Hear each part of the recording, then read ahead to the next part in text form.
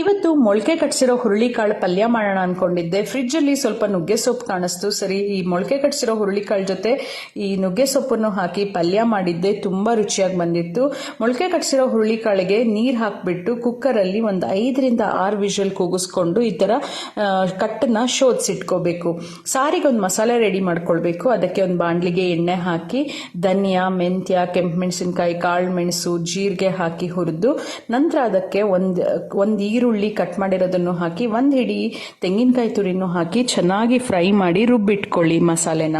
ಈಗ ಕಟ್ಟಿಗೆ ಹುಣಸೆ ಹಣ್ಣಿನ ನೀರು, ರುಬ್ಬಿರೋ ಮಸಾಲೆ, ಕರ್ಬೇವಿನ ಸೊಪ್ಪು, ಉಪ್ಪು ಹಾಗೆ ಬೆಲ್ಲ, ಇಂಗು ಹಾಕಿ ಸಾರನ್ನ ಚೆನ್ನಾಗಿ ಕುದಿಸಿ ಕೊನೆಯಲ್ಲಿ ಕೊತ್ತಂಬರಿ ಸೊಪ್ಪು ಹಾಕಿ ತುಪ್ಪದಲ್ಲಿ ಸಾಸಿವೆ ಒಗ್ಗರಣೆ ಮಾಡಿ ಅದನ್ನ ಹಾಕ್ಬಿಟ್ಟು ಒಂದು ತಟ್ಟೆ ಮುಚ್ಚಿಟ್ರೆ ಸಾರು ರೆಡಿ ಆಗತ್ತೆ. ಈ ಕಡೆ ಪಲ್ಯಕ್ಕೆ ಬಾಂಡ್ಲಿಗೆ ಎಣ್ಣೆ ಹಾಕಿ ಸಾಸಿವೆ, ಉದ್ದಿನಬೇಳೆ, ಕಡಲೆಬೇಳೆ, ಅರಿಶಿಣದ ಪುಡಿ ಹಾಗೇನೆ ಕೊತ್ತಂಬರಿ ಸೊಪ್ಪು, ಕರ್ಬೇವಿನ ಸೊಪ್ಪು, ಹಸಿಮೆಣಸಿನಕಾಯಿ, ನುಗ್ಗೆ ಸೊಪ್ಪು, ತೆಂಗಿನಕಾಯಿ ತುರಿ ಹಾಕಿ ಸ್ವಲ್ಪ ನೀರು ಮುಗಿಸಿ ನಂತರ ಬೇಯಿಸಿಟ್ಕೊಂಡಿರೋ ಹುರುಳಿಕಾಳನ್ನು ಹಾಕಿ ಉಪ್ಪು ಹಾಕಿ ಒಂದು ತಟ್ಟೆ ಮುಚ್ಚಿಟ್ಟು 5 ನಿಮಿಷ ಬೇಯಿಸಿದ್ರೆ ಹುರುಳಿಕಾಳು ಪಲ್ಯನೂ ರೆಡಿ ಆಗತ್ತೆ.